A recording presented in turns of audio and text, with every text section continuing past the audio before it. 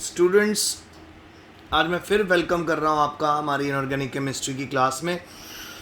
आज मेरे पास बहुत इम्पॉर्टेंट टॉप क्वेश्चंस हैं आप लोगों के साथ डिस्कस करने के लिए। तो सबसे पहला क्वेश्चन है, what is spectrochemical series, explain the difference between a weak field ligand and a strong field ligand. तो पहले तो आप बच्चों को सिंपल वे में मैं बताना चाहूँगा कि स्पेक्ट्रोकेमिकल सीरीज़ होती क्या है। ये वो सीरीज़ होती है जिसमें हम कॉमन लाइगेंड्स को अरेंज करते हैं in the order of their increasing crystal field splitting energy. आप अब तो बहुत अच्छे से सीख गए हो स्ट्रॉन्ग फील्ड लाइगेंड और वीक फील्ड लाइगेंड। जब हम लाइगेंड्स को उनके इंक्रीजिंग ऑर्डर में अरेंज कर देते हैं, इंक्रीजिंग एनर्जी में अरेंज कर देते हैं, उसको स्पेक्ट्रोकेमिकल सीरीज बोलते हैं। तो आपको सभी लाइगेंड्स के नाम भी हो गए होंगे, तो जब मैं एक एक लाइगेंड का नाम बताऊंगा तो आपको याद आता रहेगा। तो एक स्पेक्ट्रोकेमिकल सीरीज क्या होती है, जिसमें हम कॉमन लाइगेंड्स को अरेंज करते हैं in the order of their increasing crystal field splitting energy value. और अब तो बेटा क्रिस्टल फील्ड स्प्लिटिंग एनर्जी आप लोगों को पता चल ही गया होगा कि जो डी जनरेट डी ऑर्बिटल होता है, जिसमें 5 ऑर्बिटल होते हैं, वो जब स्ट्रॉन्ग फील्ड लाइगेंड आता है, वीक फील्ड लाइगेंड आता है, वो 2 भागों में ऑर्बिटल स्प्लिट कर जाता है। ठीक है, अब आगे लाइगेंड जो राइट हैंड साइड पे प्रेजेंट है सीरीज के, वो स्ट्रॉन्ग फील्ड लाइगेंड है, यानी यहाँ से। और जो लेफ्ट हैंड साइड के ऊपर प्रेजेंट है लाइगेंड, वो है जी हमारे वीक फील्ड लाइगेंड। अच्छा, और जो स्ट्रॉन्ग फील्ड लाइगेंड होते हैं वो हायर स्प्लिटिंग कॉज करते हैं डी ऑर्बिटल्स में, जबकि देन वीक फील्ड लाइगेंड। ठीक है,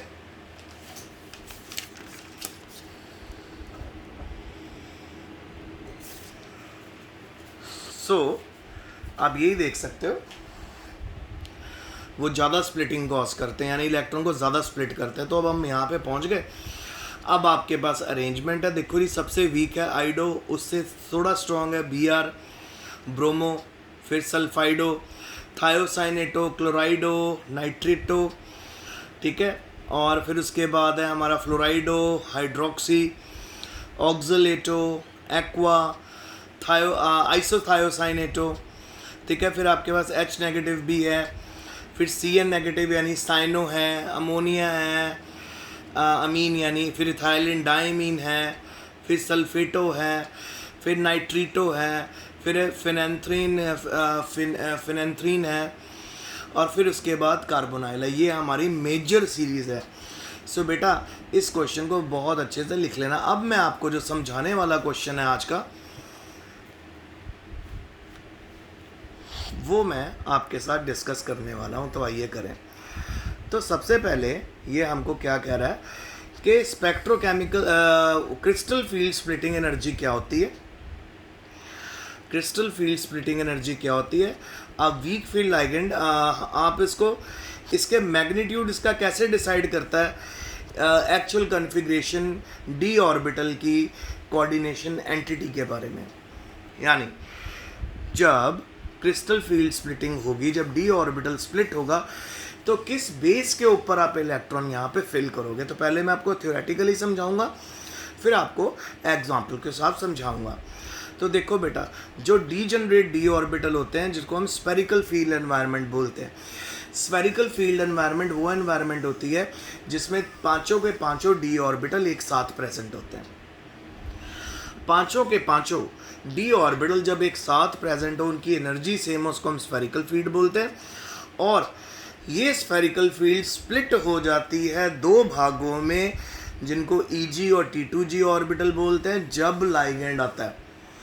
चाहे वीक फील्ड लाइगेंड आए, चाहे स्ट्रॉन्ग फील्ड लाइगेंड आए, ये जो डी जनरेट डी ऑर्बिटल है, ये 2 भागों में स्प्लिट होगा ही होगा।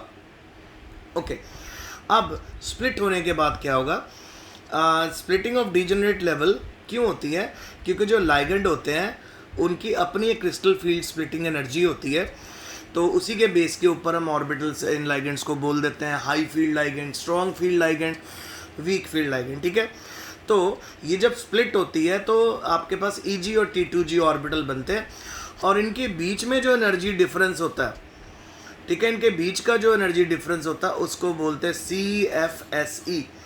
CFSE का मतलब यानी क्रिस्टल फील्ड स्प्लिटिंग एनर्जी, और इसको हम डिनोट करते हैं डेल्टा नॉट के साथ, हम इसको रिप्रेजेंट करते हैं। ओके, अब हमारे ऑर्बिटल जो डीजनरेट डी ऑर्बिटल थे वो दो भागों में स्प्लिट हो गए। उसके बाद क्या करना है, अब इलेक्ट्रॉन को फिल करना है हम लोगों ने। अगर हम एक इलेक्ट्रॉन फिल कर देते हैं T2G ऑर्बिटल में, ठीक है, फिर उसके बाद एक एक इलेक्ट्रॉन अगर हम फिल कर देते तो T2G ऑर्बिटल में टोटल कितने इलेक्ट्रॉन आ गए आपके? 3, क्योंकि T2G ऑर्बिटल में 3 इलेक्ट्रॉन होते हैं और EG ऑर्बिटल 3 ऑर्बिटल होते हैं और EG में 2 ऑर्बिटल होते हैं, ठीक है।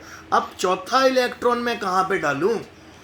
ऐसे भी कर सकता हूँ कि चौथा इलेक्ट्रॉन मैं T2G में ही डाल दूँ, यानी उसको मैं T2G4 कर दूँ, 1 2 3 4।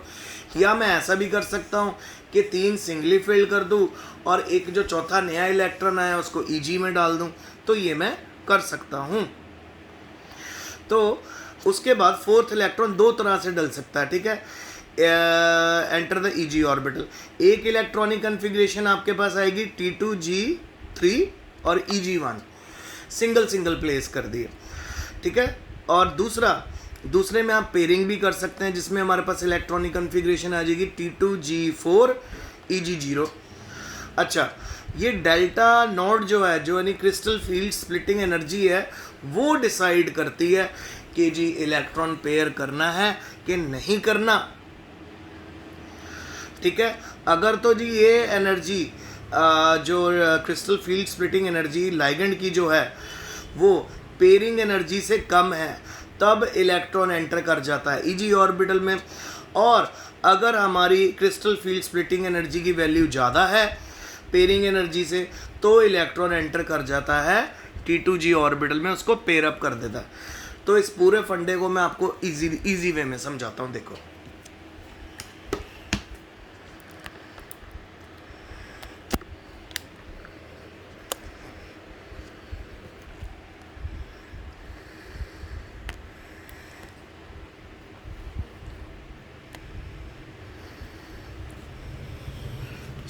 देखो बेटा, ध्यान से समझो,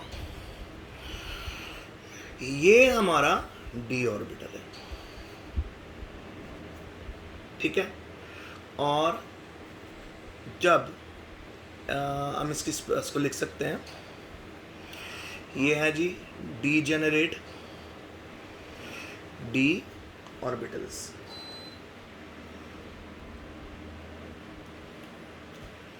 डीजेनरेट D ऑर्बिटल्स। अब यहाँ पे अपना स्फेरिकल फील्ड में D ऑर्बिटल कैसे दिखेंगे? सेम, यानी D orbitals in spherical field. Okay, अब जैसे ही लाइगेंड आया दो भागों में स्प्लिटिंग हो गई, आपको सिखा दिया मैंने। T2G यानी 3 ऑर्बिटल नीचे 2 ऊपर, तो ये है T2G और ये है EG। इनके बीच का जो एनर्जी डिफरेंस होता है उसको बोलते हैं हम डेल्टा नॉट, और डेल्टा नॉट है क्रिस्टल फील्ड स्प्लिटिंग एनर्जी, ठीक है बेटा। अब समझने की बात आती है। अब देखो बेटा, अगर मेरे पास D ऑर्बिटल में अनपेड इलेक्ट्रॉन है 4, तो लिख लेते हैं, if we have 4 unpaired electrons in D orbital, 4 unpaired electron आ गए हमारे पास D ऑर्बिटल में, ठीक है। Then filling of T2G and EG can take place in 2 ways. दो तरीके से यहाँ पे फिलिंग हो सकती है। सो यानी हमारे पास पहला वे देखते हैं, A part when strong field ligand is present। तो अगर आपके पास स्ट्रॉन्ग फील्ड लाइगेंड है, ठीक है, अगर आपके पास स्ट्रॉन्ग फील्ड लाइगेंड है,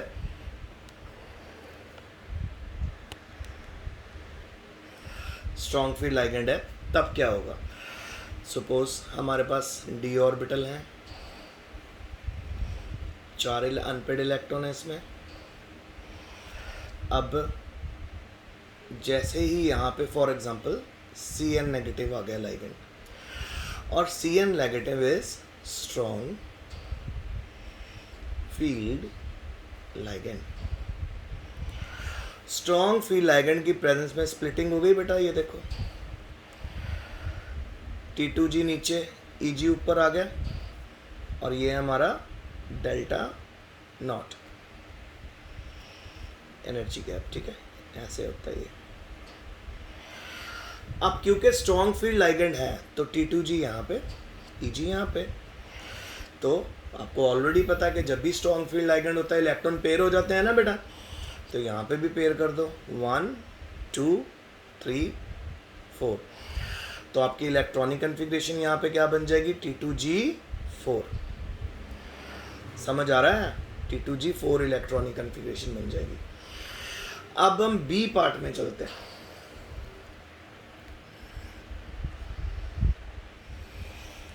बी पार्ट में देखिए, when weak field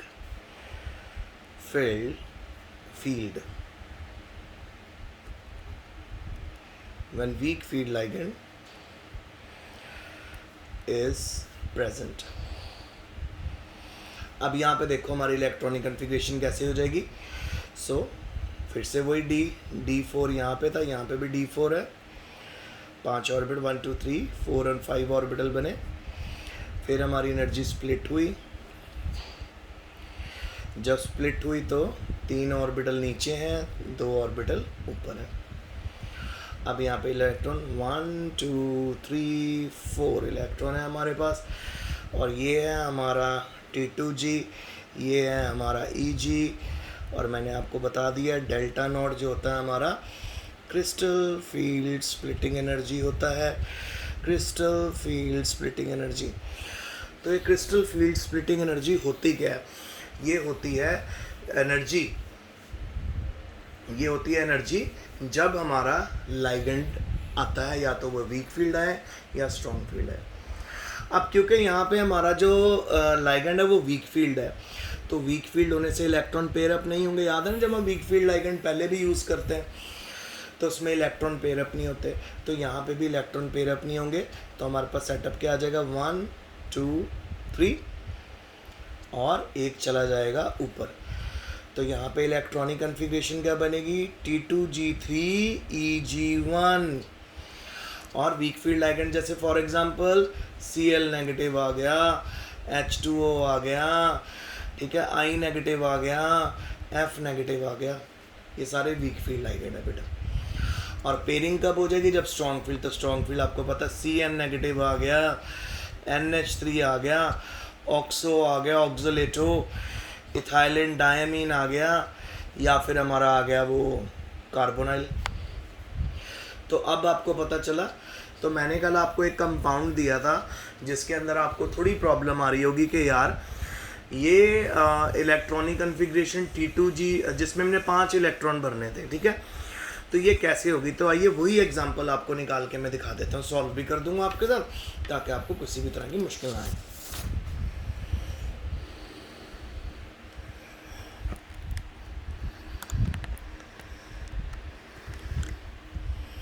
तो वो मैंने आपको, भगवान झूठ ना बुलाए, वो मैंने आपको कंपाउंड जो दिया था, आइए उसको निकालते हैं।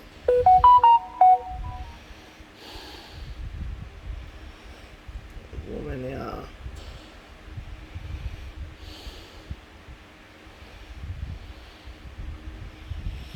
सॉल्व,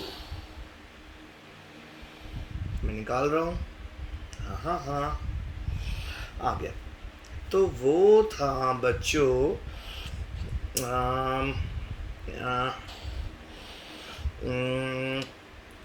एक सेकेंड जी जी, वो था हमारा सीजियम FeCl4। ओके, एक तो बेटा यहाँ पे क्रिस्टल फील्ड स्प्लिटिंग जो होने वाली है वो उल्टी होने वाली है, क्योंकि टेट्राहेड्रल फील्ड के लिए T2G ऊपर चला जाता है, Eg नीचे। चलो वो बातें बाद में होंगी। तो मैंने आपको इसका नेमिंग वगैरह सब प्रैक्टिस करा दी थी। अगर हम दोबारा से इसका IUPAC नेम लिखें, IUPAC नेम इसका क्या बना था? सीजियम टेट्रा क्लोराइडो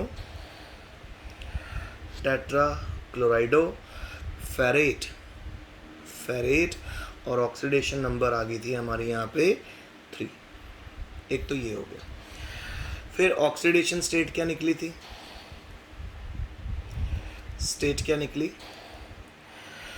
आयरन की +3।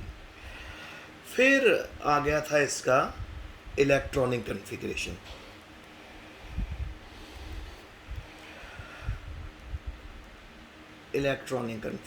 सबसे पहले Fe को हम नॉर्मल लिखते हैं 26, 3d6 4s2 -3 इलेक्ट्रॉन। तो Fe क्या बन जाएगा हमारा? 3 पॉजिटिव। तो ये बन जाएगा 3d5 4s0, 1 2 3 4 5 और ये सिंगल, तो 1 2 3 4 5, तो यानी d ऑर्बिटल में 5 इलेक्ट्रॉन हैं। ओके, अब हमने एक तो हमारे पास आ गई इसकी इलेक्ट्रॉनिक कन्फिग्रेशन d5, और अब क्या होगा? अब वही 5 ऑर्बिटल बनाइए आप, 1 2 3 4 5, फिर इसको स्फेरिकल फील्ड में दिखाइए। स्फेरिकल फील्ड, अच्छा स्फेरिकल फील्ड क्या होती है? वो फील्ड जो विदाउट बिफोर लाइगेंड की अटैचमेंट से होती है, जो लाइगेंड लगने से पहले की फील्ड होती है, उसको हम स्फेरिकल फील्ड बोलते हैं। तो बनेगी 1 2 3 4 5। ओके बेटा, अब हम लाइगेंड आ गया, और लाइगेंड हमारे पास यहाँ पे है Cl। तो Cl होता है बच्चों, Cl वीक फील्ड लाइगेंड है, और ऊपर से जो मॉलिक्यूल है हमारा वो 4 लाइगेंड वाला है। तो टेट्राहेड्रल फील्ड में स्प्लिटिंग कैसे होगी ऑर्बिटल की? इस तरह से, 2 ऑर्बिटल नीचे, 3 ऑर्बिटल ऊपर। तो ये है Eg, ये है T2G। तो 5 इलेक्ट्रॉन भरने हैं, 1 2। अब डबली फिलिंग नहीं हो सकती क्योंकि वीक फील्ड लाइगेंड है, तो बचे हुए इलेक्ट्रॉन ऊपर चले जाएंगे, 1 2 एंड 3। तो Eg हो गया 2 और T2G हो गया हमारा 3।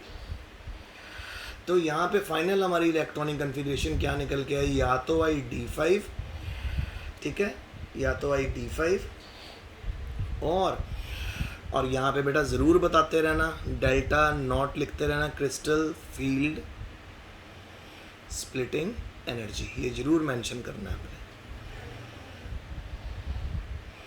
ठीक है। D5 अब हमारी बनेगी Eg2 T2G3। तो ये भी आज आपकी मैंने प्रॉब्लम पूरी ख़त्म कर दी कि कब हमने इलेक्ट्रॉन को सिंगली फिल करना है, कब डबली फिल करना है। अगर तो स्ट्रॉन्ग फील्ड लाइगेंड आएगा तो डबली फिल उसको यानी एकदम पेयरिंग कर देना। अगर वीक फील्ड लाइगेंड आएगा तो 1 2 3 4 5 ऐसे फिल करना है। अब अगर यहाँ पे Cl की जगह Cn होता तो क्या होता? 1 2 3 4 5, तो हमारी इलेक्ट्रॉनिक कन्फिग्रेशन बनती Eg4 T2G1। ठीक है, आपको समझ आ रहा होगा। अब मैं आगे चलता हूँ। फिर है बेटा कोऑर्डिनेशन नंबर, यहाँ पे हमारा 4 आ गया था। शेप आ गई थी हमारी टेट्रा हेड्रल, ठीक है। और डेफिनेटली ये ऑप्टिकली इनएक्टिव है, ऑप्टिकली इनएक्टिव है। ऑप्टिकली इनएक्टिव हो गया। फिर मैंने मैग्नेटिक मोमेंट कल भी निकाल दी थी। मैग्नेटिक मोमेंट में अगर आप नोटिस करो कि हमारे पास यहाँ पे फॉर्मूला होता है म्यू इक्वल्स टू √n+2। सो आप नोटिस करो कि हमारे पास यहाँ पे अनपेड इलेक्ट्रॉन 5 हैं, तो हम उनको प्लेस कर देता 5 + 2 और फिर आ जाएगा √35 जो बन जाएगा हमारा 6 bm। ठीक है, तो ये जो है ये जी मैग्नेटिक मोमेंट का यूनिट होता है। तो बेटा आज का लेक्चर मैंने आपको समझा दिया। दोनों क्वेश्चन मैं आपको भेजने वाला हूँ, कॉपी में कर लेना। और please if you have any difficulty you can ask me. आप लोग मुझे आने वाली क्लासेस में पूछ सकते हो। जब भी हमारी ऑनलाइन क्लास होगी तो ध्यान से समझने वाली बात आज ये थी कि बिल्कुल हाई फील्ड लो फील्ड लाइगेंड की तरह, जब हाई फील्ड लाइगेंड आता है, स्ट्रॉन्ग फील्ड आता है, तो इलेक्ट्रॉन पेयर कर देने हैं। क्रिस्टल फील्ड स्प्लिटिंग एनर्जी के अकॉर्डिंग जब हम डी ऑर्बिटल स्प्लिट करते हैं तब भी इलेक्ट्रॉन पेयर हो जाएंगे। अगर हमारे पास वीक फील्ड लाइगेंड है तो इलेक्ट्रॉन पेयर नहीं हुए। तो ये आज का लेक्चर था, होप आपको समझ आया होगा। Stay home, stay safe and best of luck.